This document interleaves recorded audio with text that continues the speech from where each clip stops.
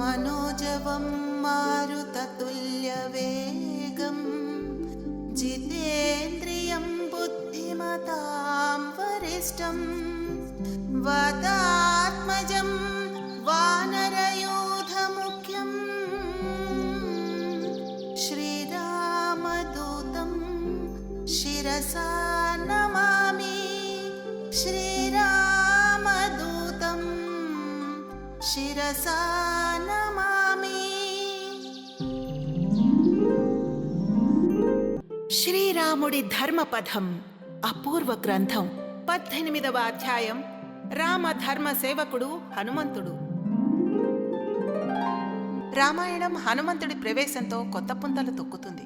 ముఖ్య ఘట్టాలన్నీ చకచకా జరిగిపోతాయి. సుగంధ పరిమళం అద్దుకుని ఉరకలేస్తూ సాగుతుంది. వాటన్నిటిలో ప్రధాన పాత్ర హనుమంతుడిదే. రామ కార్యాలని విజయవంతంగా నిర్వహించి సీతారాముల పునః కలయికకు మార్గం ఏర్పరిచినవాడు హనుమంతుడే. రాముడికి అపరిచితుడుగా పరిచయమై మిత్రుడుగా మారి బంటుగా వెళ్లి సీత జాడ కనుక్కుని సంజీవని పర్వతం తెచ్చి లక్ష్మణుని బతికించి అత్యంత ఇష్టుడైనవాడు. స్వామి భక్తికి కార్యనిర్వహణకు అతడిని మించిన వారు లేరు. శ్రీరామ భక్తి సామ్రాజ్యానికి సామ్రాట్టుగా ఎదిగిన భక్త శిఖామణి, ప్రభువుతో సమానంగా కీర్తి ప్రతిష్టలార్జించిన ఏకైక ఘనుడు హనుమంతుడు. బ్రహ్మదేవుడి ఆజ్ఞతో రాముడికి సహాయంగా ఉండటానికి దేవతలు వానర రూపంలో ఉన్న పుత్రుల్ని సృజించారు. శ్రీమంతుడు, వీర్యవంతుడు, వజ్రదేహుడు, గరుత్మంతుని వేగం గల హనుమంతుడు వాయుదేవుడి వరప్రసాదం. జననీ జనకులు. హనుమంతుడు అంజనీదేవి కేసరి దంపతులకు జన్మించినవాడు. వానరుడైన కిష్కింధరాజు సుగ్రీవుడికి మంత్రిగా ఎదిగాడు. బాల్యంలో కఠోర దీక్షతో శ్రద్ధగా సూర్యుని వద్ద విద్య అభ్యసించాడు. ధర్మాధర్మ విచక్షణ జ్ఞానాలు తెలిసిన వ్యక్తి. ఎదుటివారిని ఆకట్టుకునేలా ప్రసంగించే వాక్చాతుర్యం అతని సొంతం. ఉదయ సూర్యుడిని పట్టుకోబోయి ఇంద్రుడి వజ్రాయుధ ఘాతానికి దవడ గురి కావడంతో ఆంజనేయుడికి హనుమ అన్న పేరు వచ్చిందంటారు. హనుమ అంటే మనసును హననం చేసినవాడు అని అర్థం చెప్పుకోవచ్చు. జన్మస్థానం. హనుమంతుడు ఎక్కడ జన్మించాడన్న దాని గురించి ఎన్నో వాదనలున్నాయి. ఝార్ఖండ్లో జన్మించారని స్వామి గోపాలానంద బాబా వాదిస్తుండగా, ఆయన పుట్టింది తిరుమల అంజనాద్రిలోనేనని పురాణ ప్రమాణాలతో డాక్టర్ అన్నదానం చిదంబర శాస్త్రి వివరిస్తున్నారు. హంపీలో కిష్కింధకాండ వద్ద జన్మించాడని స్వామీజీ గోవిందానంద సరస్వతి ప్రచారం చేస్తున్నారు. నాసిక్లోని అంజనేరిలో జన్మించారని మహారాష్ట్ర వాసుల విశ్వాసం. శాసనాధారాలు, భౌగోళిక వాస్తవాలు, పురాణ ప్రమాణాలు పరిశీలించి చూపిన పండిత పరిషత్ ఆధారాలతో ఏకీభవిస్తూ తిరుమల అంజనాద్రే ఆంజనేయుడి జన్మస్థానమని టీటీడీ తిరుమల తిరుపతి దేవస్థానం అధికారికంగా ప్రకటించింది. జన్మస్థలం ఏదైనా హనుమ రామనామం ప్రతిధ్వనించిన ప్రతి చోట ఉండే చిరంజీవి. జననం. హనుమ వైశాఖ బహుళ దశమి శనివారం రోజు పూర్వభాద్ర నక్షత్రంలో వైద్యుతి యోగంలో మధ్యాహ్న సమయంలో కర్కాటక లగ్నంలో కౌండిన్యస గోత్రంలో జన్మించినవాడు. ఆ రోజుని హనుమత్ జయంతిగా కొలవాలని పరాశర సంహిత చెబుతోంది. దాస్యభక్తి. హనుమది దాస్యభక్తి, విశిష్ట భక్తి. నవవిధ భక్తి మార్గాల్లో దాస్యం ఒకటని నారద భక్తి సూత్రాలు పేర్కొన్నాయి. అంటే 9 విధాలుగా ఆధ్యాత్మిక మార్గంలో ప్రయాణించి మోక్షాన్ని పొందవచ్చు. శ్రవణం, కీర్తనం, ఆరాధిస్తూ దాస్యం స్థితికి చేరుకుంటే మోక్షప్రాప్తి, ఆత్మ సాక్షాత్కారంగా సిద్ధిస్తుందని చెబుతారు. దాస్యాన్ని మోక్షానికి ఆఖరి మెట్టుగా అభివర్ణించారంటే దాని విలువ, ప్రత్యేకత, విశిష్టత గ్రహించవచ్చు. నీవెవరువు అని రావణుడు అడిగినప్పుడు శ్రీరాముడి దాసుడిననే శరణాగతి వాక్యం పలికిన అగ్రగణ్య రామదాసుడు హనుమ. శక్తి సంగమం. శక్తి, భక్తి, యుక్తిల త్రివేణి సంగమం ఆంజనేయుడు. ఏ మహాకార్యం సాధించడానికైనా మొదట అవసరమైంది శారీరక, మానసిక శక్తి, పిమ్మట సంకల్ప దీక్ష. వాటి శక్తి సంవర్ధకమైన బ్రహ్మచర్యం తోడుగా ఉంది. అతడి శక్తికి భక్తి, ఆశయ శుద్ధి, ఆత్మార్పణ తోడయ్యాయి కనుకే యుక్తిపరుడుగా, కార్యసాధకుడుగా, రామదూతగా ఎదిగాడు. రాముడంటే అతడికి అనన్యమైన భక్తి. రామకార్యం ఏదైనా, ఎలాంటిదైనా చక్కబెట్టడానికి సర్వదా సిద్ధంగా ఉంటాడు. తన శక్తియుక్తులు రాముడికి అంకితం చేసి తనని తాను ఆత్మ సమర్పణ చేసుకున్నాడు. రాముడి కన్నా కూడా రామనామం మహిమాన్వితమని చాటి చూపిన భక్తాగ్రగణ్యుడు. నవావతారాలు. ఆంజనేయుడు స్వయంగా నవావతారాలను అనగా 9 అవతారాలను ధరించాడు. అవి శ్రీ ప్రసన్నాంజనేయ స్వామి, శ్రీ వీరాంజనేయ స్వామి, శ్రీ వింశతి భుజాంజనేయ స్వామి, శ్రీ పంచముఖ ఆంజనేయ స్వామి, శ్రీ అష్టాదశ భుజ ఆంజనేయ స్వామి, శ్రీ సువర్చలాంజనేయ స్వామి, శ్రీ చతుర్భుజాంజనేయ స్వామి, శ్రీద్వాత్రిం షద్భుజాంజనేయ స్వామి, శ్రీ వానరాకార ఆంజనేయ స్వామి. ప్రతి అవతారానికి ఒక్కో కథ, ఒక్కొక్క ప్రయోజనం ఉన్నాయి. ఈ అవతారాల ప్రయోజనం భక్తజన సంరక్షణ. రాముడి ప్రశంస.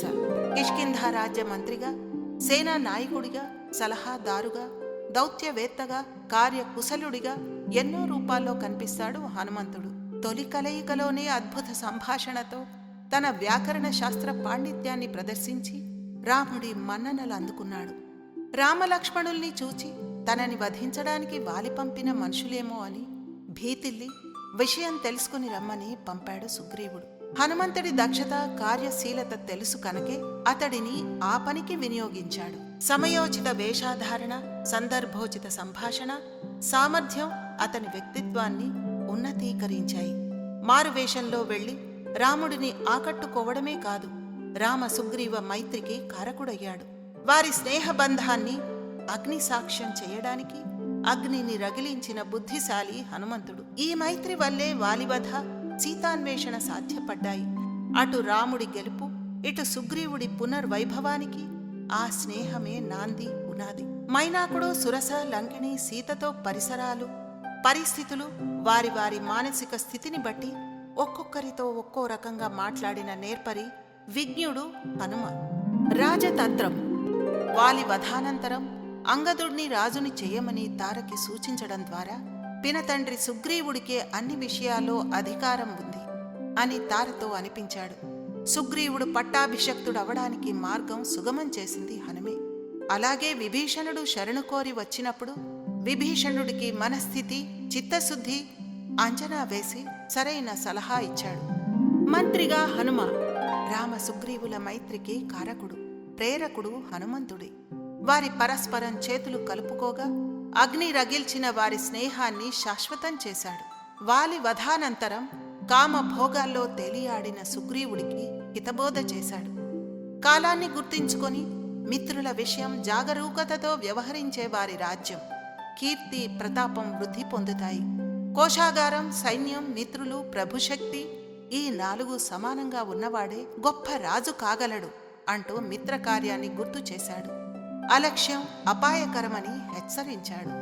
సమభావన. ఆంజనేయుడు రాముడిని యజమానిగా సేవించాడు, సుగ్రీవుణ్ణి రాజుగా కొలిచాడు, మంత్రిగా మేలు చేకూర్చాడు. ఇద్దరికీ సమ ప్రాధాన్యతనిచ్చాడు. ఇద్దరి పట్ల పూర్తి విధేయత ప్రదర్శించాడు. నమ్మకంగా వ్యవహరించాడు. విశ్వాసంగా ఉండి వారి మనస్సులు గెలుచుకున్నాడు.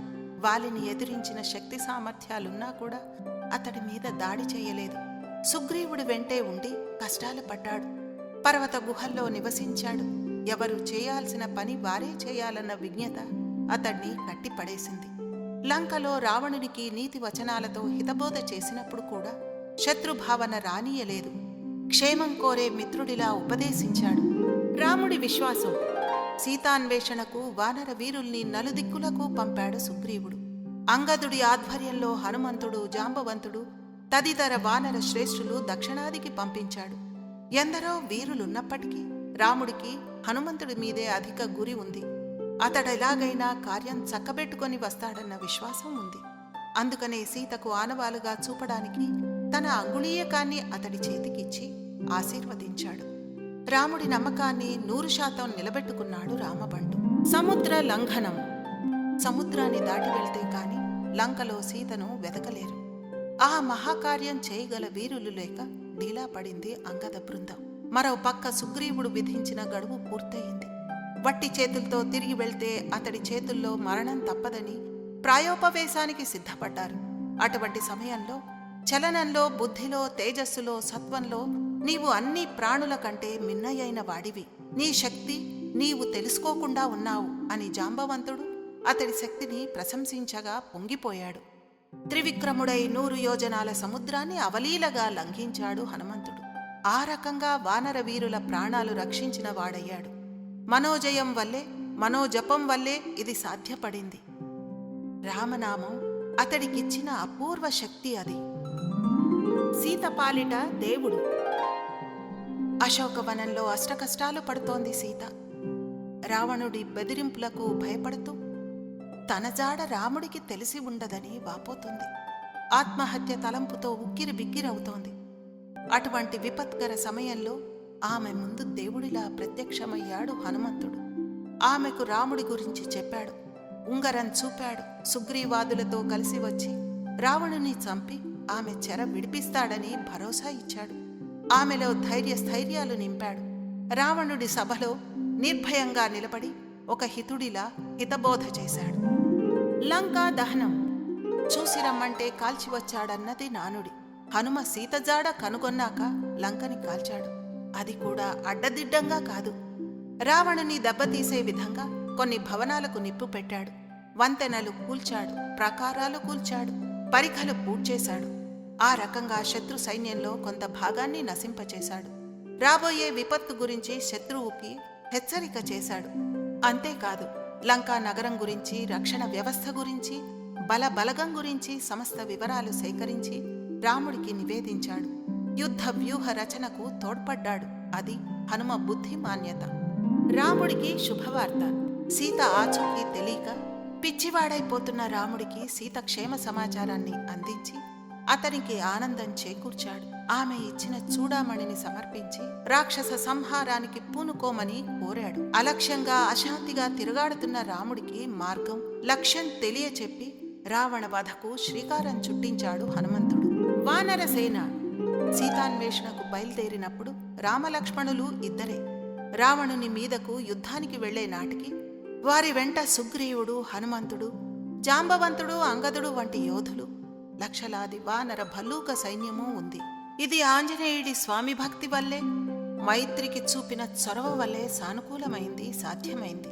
సుగ్రీవ, అంగద, జాంబవంతాది వానర వీరులతో అతడి మైత్రి అనిర్వచనీయమైంది. లక్ష్మణునికి ప్రాణదానం. యుద్ధంలో శక్తివేటుకు లక్ష్మణుడు మూర్ఛితుడై కొన ఊపిరితో కొట్టుమిట్టాడుతుంటే హిమాలయాల నుంచి సంజీవునిని తెచ్చాడు. అతడ్ని సజీవుణ్ణి చేశాడు. అదే జరగకపోయి ఉంటే రాముడేమయ్యేవాడో, సీతగతి ఏమయ్యేదో ఊహించడానికే గుండెలు పట్టేస్తాయి. అంతటి మహత్తర కార్యం నిర్వర్తించి రాముడిని నిలబెట్టి రావణ వధకు మార్గం సుగమం చేసిన వీరుడు, ధీరుడు ఆంజనేయుడు. అంతేకాదు, అతడు ఓషధి పర్వతం తెచ్చి యుద్ధరంగంలో క్షతగాత్రులైన వానరసేనకు ఆయువు పోసిన ప్రాణదాత. చారుడిగా హనుమ. శ్రీరాముడు తిరిగి అయోధ్యకు వస్తున్న సంగతి గుహుడికి, భరతుడికి తెలియపరిచే బాధ్యత హనుమ భుజాల మీదే పెట్టాడు రాముడు. అదే కాదు, భరతుడి మనస్సులో సింహాసనం మీద గల ఆసక్తి, వ్యామోహం తెలుసుకోమన్నాడు. భరతుడి పాలన గురించి ప్రజలేమనుకుంటున్నారో కనుక్కోమన్నాడు. భరతుడికి రాజభోగాల మీద ఆసక్తి ఉంటే, ప్రజలు భరతుణ్ణి రాజుగా కోరుకుంటే సింహాసనాన్ని అతడికే ఇచ్చివేయాలని రాముడి ఉద్దేశం. అంటే రాముడి తదుపరి కార్యాచరణ హనుమ తెచ్చే సమాచారం మీద, సమాధానం మీద ఆధారపడి ఉందన్నమాట. హనుమ బుద్ధి కుశలత మీద అనంత నమ్మకం ఉంది కనుకే అంతటి గొప్ప కార్యాన్ని రాముడు అతడికప్పగించాడు. ఇంతకంటే హనుమకి మరే కితాబు కావాలి? అతడా పని విజయవంతంగా చేసుకుని రాగానే ప్రభువు చాలా కష్టమైన పని చేయమని చెప్పినప్పుడు ఆ పనిని ఆసక్తితో చేయు దాసుడు పురుషులలో శ్రేష్ఠుడవుతాడని ప్రశంసించాడు. యుద్ధంలో హనుమంతుడు చేసిన సహాయం చాలా గొప్పది. అప్పుడతడు చూపించిన బలం, శౌర్యం అమోఘం. యుద్ధంలో నా విజయానికి కారకుడు అతడే అని రాముడు అగస్త్య మహర్షికి చెప్పటం కన్నా ప్రశంస ఏముంటుంది? శరణాగతి. పరిపూర్ణ శరణాగతితో రామనామ స్మరణతోనే నేను, నాది అన్న అహంకారం, మమకారాలను పూర్తిగా దగ్ధం చేసిన మహనీయుడు హనుమ. లంకలో సీత కనిపించక ఎంతో విచారించాడు. రామాదులకు నమస్కరించి అశోకవనంలోకెళ్లిన హనుమకు సీత దర్శన భాగ్యం లభించింది. నిగర్వి, సంస్కారి. శ్రీరామ సుగ్రీవుల మైత్రికి కారకుడు. మహాసముద్రాన్ని అవలీలగా దాటిన వేళ సీతకు ఆశ భరోసా కల్పించాడు. సీత క్షేమ సమాచారం తెచ్చి రాముడికి ఆనందం కలిగించాడు. లంకను కాల్చి రావణుణ్ణి హెచ్చరించాడు. సంజీవనిని తెచ్చి లక్ష్మణుని బతికించాడు. అయినా సరే ఎన్నడూ అహంకారం ప్రదర్శించలేదు, గర్వోన్నతుడు కాలేదు. సుగ్రీవుడి సేనా వాహినిలో తాను ఒకడినన్నట్టుగా మసిలాడు. రాజకార్యం రామకార్యంలో భాగంగానే చేశానని భావించాడు తప్ప అధికుండని విర్రవీగలేదు. అతడి సంస్కారం ఎంత ఉన్నతమైందో రావణ అంతఃపురంలో సీత కోసం వెతుకుతున్నప్పుడు వెల్లడవుతుంది. పరపురుషులు దరిదాపుల్లో లేరనే ధైర్యంతో ఇష్టానుసారం నిద్రిస్తోన్న స్త్రీలను చూచినా హనుమకు వికారం కలగలేదు సరికదా. పరభార్యలను చూడటం ద్వారా ధర్మాన్ని అతిక్రమించానని వాపోయాడు. వివిధ పరిస్థితుల్లో ఇంద్రియాల ప్రవర్తనకు కారణమైన మనస్సు నిష్కళంకం గనక చెదరలేదనుకుంటాడు. స్త్రీలను వెదగాల్సి ఉన్నప్పుడు స్త్రీల మధ్యకు వెళ్ళక తప్పదు, అది పాపం కాదని సర్ది చెప్పుకున్నాడు. ఆదర్శనీయుడు, భక్తుడు, బంటు, సేవకుడు ఎలా ఉండాలో ఎలా మెలగాలో చూపాడు. సంభాషణ చతురత, ఎదుటివారిని మెప్పించే నైపుణ్యం, యజమాని పట్ల ఉండాల్సిన విధేయత వగైరాలు హనుమ నుంచి నేర్చుకోవాలి. అశోకవనంలో సీతకు వినపడేలా చేసిన రామకథ గానం ద్వారా సీతకు తన మీద ఆసక్తి నమ్మకం కలిగించుకున్న బుద్ధి కుశలుడు హనుమ. హనుమ భక్తి మార్గంలో ఎందరో మహానుభావులు పయనించారు. రాముడికి వసులై దాసులై కీర్తించారు, అమరులయ్యారు. త్యాగయ్య సంగీత సేవ, రామదాసు కరసేవ, కబీరు కవన సేవ అనితర సాధ్యం. ఆ సంగీత సాహిత్య మూర్తులు భావకులు హృదయాల్లో చెరగని ముద్ర వేశారు, తరగని ఖ్యాతిగాంచారు. పోతన శ్రీమద్భాగవతాన్ని రాజుని కాదని రామచంద్రుడికి అంకితమివ్వడం అతడి రామభక్తికి నిదర్శనం. చూచి రమ్మంటే కాల్చి వచ్చాడు.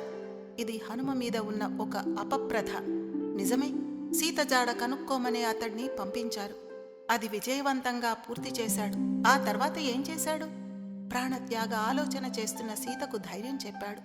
రాముడొస్తాడు, రావణ చెర విడిపిస్తాడని ఆశ కలిగించాడు. జంబుమాలి తదితర రాక్షస వీరుల్ని సంహరించాడు. ఇంద్రజిత్తుకు చిక్కకుండా తప్పించుకుంటూ అతడు బ్రహ్మాస్త్రం ప్రయోగించేలా ప్రేరేపించాడు. తద్వారా దానిని నష్టపరిచాడు. రావణ నగర రక్షణ వ్యవస్థ గురించి తెలుసుకుని రాముడికి నివేదించారు. నిండు సభలో రావణుణ్ణి హెచ్చరించాడు. కోతులకు ఎంత ఇష్టమైన వాలాన్ని కాల్చమని రావణుడు ఆదేశించగా దానితో అతడి కొంపకే నిప్పు పెట్టాడు. రావణుడికే గాక అతడి రాజ్య ప్రజలందరికీ కూడా రాముడు ఒక బంటు యొక్క ప్రతాపం చాటాడు. రాబోయే మహాసంగ్రామంలో జరగబోయేదేమిటో ముందుగానే తెలిపి హెచ్చరించాడు. ఇవన్నీ చేసినా, ఇంత చేసినా హనుమను కాల్చి వచ్చాడని హేళనగా మాట్లాడటం సబబు కాదు. విశిష్ట స్థానం. రామాయణంలో ఎందరో ఉన్నారు. రాజుల నుండి శబరి వరకు ఎన్నో రకాల వారున్నారు. ప్రతి వారికి ఏవో కోరికలున్నాయి, ప్రయోజనాలు సిద్ధించాయి. కాని నిష్కామ సేవ చేసింది మాత్రం హనుమ మాత్రమే. ఎలాంటి ప్రయోజనమూ ఆశించకుండా తన విద్యుక్త ధర్మం కర్తవ్యంగా భావించి విశిష్ట సేవ చేసింది హనుమంతుడే. రాక్షస గణాన్ని సంహరించడంలో అద్భుత శక్తిని ప్రదర్శించిన కార్యసాధకుడు, కర్మయోగి, మహావీరుడు ఆంజనేయుడు. చిరంజీవి శ్రీరామ ధ్యానం కోసమే వైకుంఠానికి వెళ్ళలేదు. రామనామం రోగే ప్రతి చోట ప్రతి గుండెలో ఉండిపోవాలనే భూమి మీద చిరంజీవిగా ఉండిపోయాడు హనుమంతుడు. ఆయన అవతారం కేవలం ఏ ఒక్క యుగానికో పరిమితం కాదు. ఈ భూమి ఉన్నంతకాలం ఆయన చిరంజీవిగా హిమాలయాల్లో తపస్సమాధిలో మునిగి ఉండి అవసరమైనప్పుడు అర్హులైన భక్తులకు దర్శనమిస్తుంటాడు. ఆధునిక కాలంలో మాధవాచార్య 13వ శతాబ్దం, తులసీదాస్ 16వ శతాబ్దం, శ్రీరామదాస స్వామి, శ్రీ రాఘవేంద్ర స్వామి 17వ శతాబ్దం, స్వామి రామ 20వ శతాబ్దం మొదలైన వారు ఆంజనేయ దర్శన భాగ్యం పొందగలిగిన భాగ్యవంతులు. మంత్రస్వరూపుడు ఆంజనేయుడికి అమేయమైన శక్తి, అద్భుతమైన యుక్తి, అచంచలమైన భక్తి త్రివేణి సంగమమై అతడి వ్యక్తిత్వాన్ని తీర్చిదిద్దాయి. రామునికి మించిన ప్రభువు, హనుమను మించిన బంటు, సీతను మించిన భార్య ఇలలో గాని కలలో గాని లేరనేంతగా ఎదిగాడు. శబ్దస్వరూపుడు, మంత్రస్వరూపుడు అని అతడిని కీర్తిస్తారు. అతడి బుద్ధి కుశలత, కార్యనిర్వహణ, ఆత్మస్థైర్యం, ధీశక్తి ప్రస్ఫుటంగా సుందరకాండలో వెల్లడవుతుంది. అందుకే కష్టాల్లో, నష్టాల్లో, చింతలో, పరాజయంతో కొట్టుకుపోతున్న వారిని ఆ కాండ పఠించమంటారు. ఆ కాండకు నాయకుడైన హనుమంతుడి ధైర్యస్థైర్యాలు, కార్యదక్షత చూచి స్ఫూర్తి పొందుతారనే దుష్టగ్రహ బాధలను తొలగించి అభయమిచ్చేది హనుమంతుడే. మన భయాల్ని పారద్రోలి మనోధైర్యం ఇచ్చేందుకు మనం పఠించేది ఆంజనేయ దండకమే. లయాత్మకంగా సాగి మనోల్లాసంగా కలిగిస్తూ చీకటి యానంలో మన చేతికి అందిన దివిటి ఈ దండకం. శ్రీ ఆంజనేయం ప్రసన్నాంజనేయం ప్రభాదివ్యకాయం ప్రకీర్తిప్రదాయం భజే వాయుపుత్రం భజే బాలగాత్రం భజేహం పవిత్రం భజే సూర్యమిత్రం భజే రుద్రరూపం భజే సచ్చరిత్రం భజేహం భజేహం భజేహం. శ్రీరామ హనుమల అపూర్వ కలయిక ఆత్మ పరమాత్మల సంగమమే అంటారు పండితులు. పరమాత్మ సందేశాన్ని జీవాత్మకందించే దేవదూత, భయాన్ని పోగొట్టి ధైర్యాన్నిచ్చే అభయప్రదాత హనుమంతుడు. వానరుడిగా జన్మించి భక్తుడిగా మారి నమ్మిన వారి గుండెల్లో దేవుడిగా నిలిచినవాడు ఆంజనేయ స్వామి. ప్రభువుతో సమానంగా పూజ్యత సంపాదించుకున్నాడు ఈ సేవకుడు. లోకంలో రాముడి కన్నా ఎక్కువ సంఖ్యలో హనుమకు దేవాలయాలుండటం నిజంగా పెద్ద విశేషం. శ్రీరాముడు ధర్మరక్షకుడైతే హనుమంతుడు ధర్మసేవకుడు. మనోజవం మారుతతుల్యవేగం జితేంద్రియం బుద్ధిమతాం వరిష్టం వాతాత్మజం వానరయూథముఖ్యం శ్రీరామదూతం శిరసా నమామి శ్రీరామదూతం శిరసా